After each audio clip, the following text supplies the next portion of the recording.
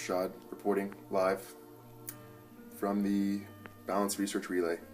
It's getting pretty gnarly down there. People are really working hard. Let's hope this turns out well. There's the score.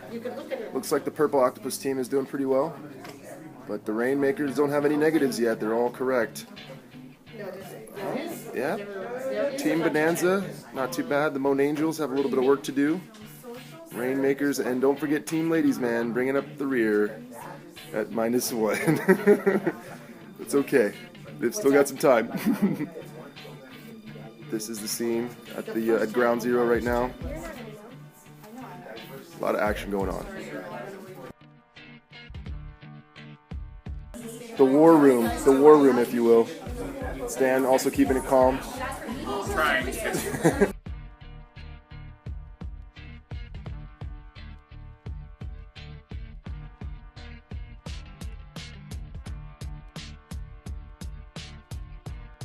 Team Ladies Man, Purple Octopus, the Rainmakers, the Moan Angels, and Bonanza.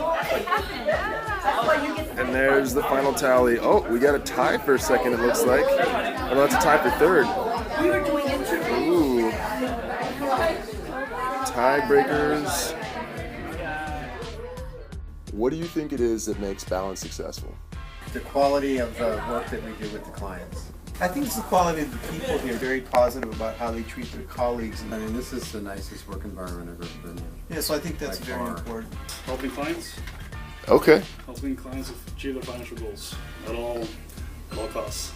I'm thinking empathy, because a lot of the time we may not be able to help out the clients because they don't have the financial means to help themselves. They don't have the income to, pay their bills. So just being able to be like, okay, I understand you're going through rough times, and just having the client be heard, because it makes them feel that much better. And definitely do still serve them, but have that empathy there.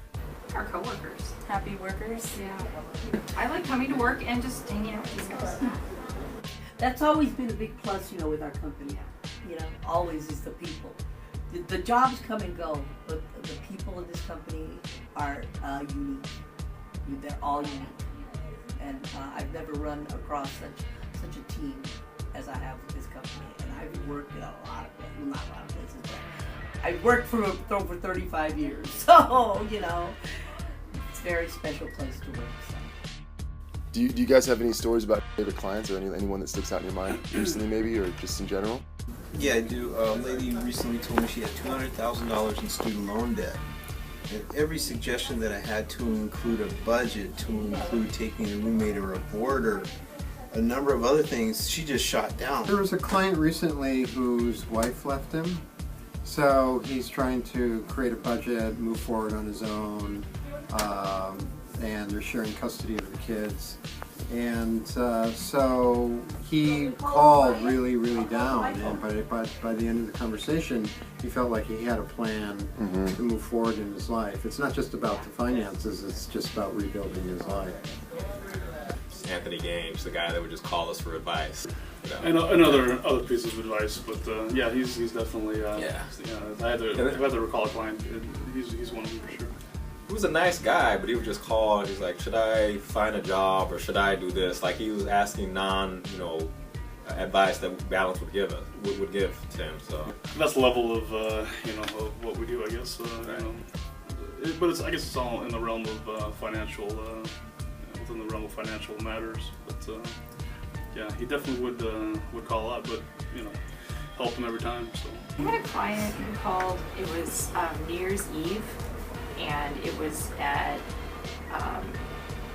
it was like Friday, it was right, we were closing, and he was in his car, and the rest of his family was inside the house, and he was so desperate to talk about his financial situation.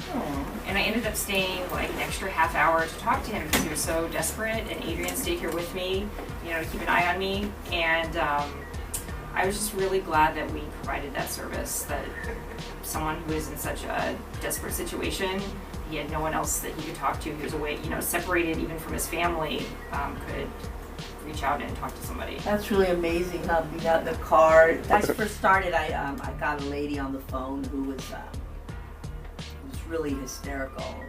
She was divorcing her husband, and she cried and cried and, you know, didn't know what she was doing. And as the phone call progressed, I was on the phone with her for about an hour, and her